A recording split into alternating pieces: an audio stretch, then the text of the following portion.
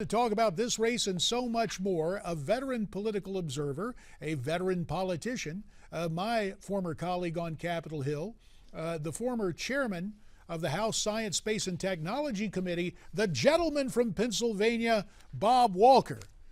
Mr. Chairman, great to have you back with us. Sure, nice to be with you.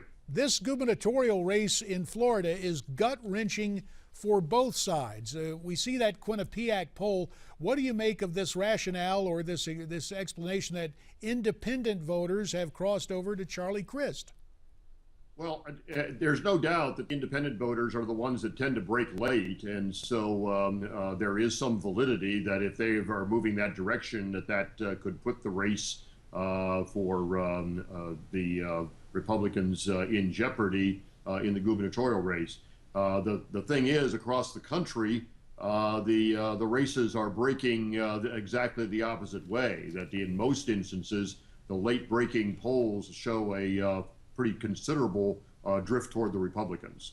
And while we're keeping our eye on Florida, obviously there are other races that we will get to later on in our conversation. But Bob, there's a theme developing that I think we're seeing the undertones across the country.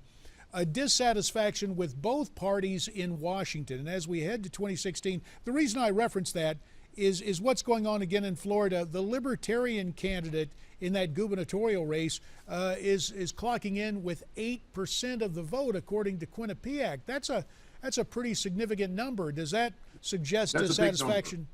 Go ahead, sir. That's a big number, and that does indicate dissatisfaction with government. And the fact is that the Republicans are poised to do pretty well in this election nationwide, but it doesn't mean that they have increased their popularity as a party or that the themes that we have been touting for some time, which are largely negative, are the right way to move toward governing. And so I think that Republicans will do well simply because the folks are madder at President Obama than they are at the Republicans. But the Republicans need to translate this victory into something very positive and need to be able to show that they can govern as well in Washington as many of our governors have done nationwide. Bob, let's transition from politics to public policy. Talk about the investigation of the explosion of a NASA rocket. As the former chair of the House Science Committee, what was your first reaction when you heard about that explosion from that Virginia rocket installation, and what do you know about it?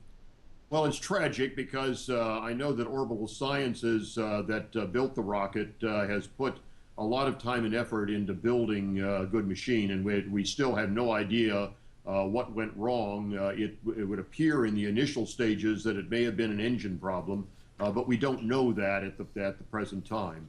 And these things are always tragic. There were some experiments done by students aboard that capsule that they've worked on for a long time that will never get to orbit.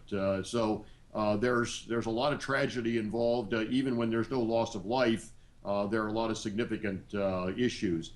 I hope that what it doesn't do is move us away from using the commercial forces for resupply, because the fact is that we need to have a lot more in the way of commercial activity in the space arena if we are going to be able to move our exploration beyond Earth orbit and further into space. Bob, I welcome that commercial involvement as well, but what was curious to me is the fact that that a deal was struck to put a Russian rocket engine on that particular flight.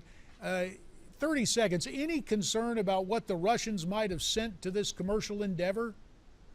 Well, I don't think in this particular instance that's a concern. The concern is the fact that these are engines built back in the 1960s, so that they're pretty old technology. They have been modified some by the Orbital Sciences people, but there is some concern about those engines. But these were not Russian engines that have been built recently, and they have gone through an awful lot of testing up until now. So it's not like Vladimir Putin got in and tried to gum up the works. Okay, good to know that. I wouldn't put it past him, but I don't think that happened in this case. All right, we'll keep an eye on him, and we want you to come back because there are other issues we have to discuss.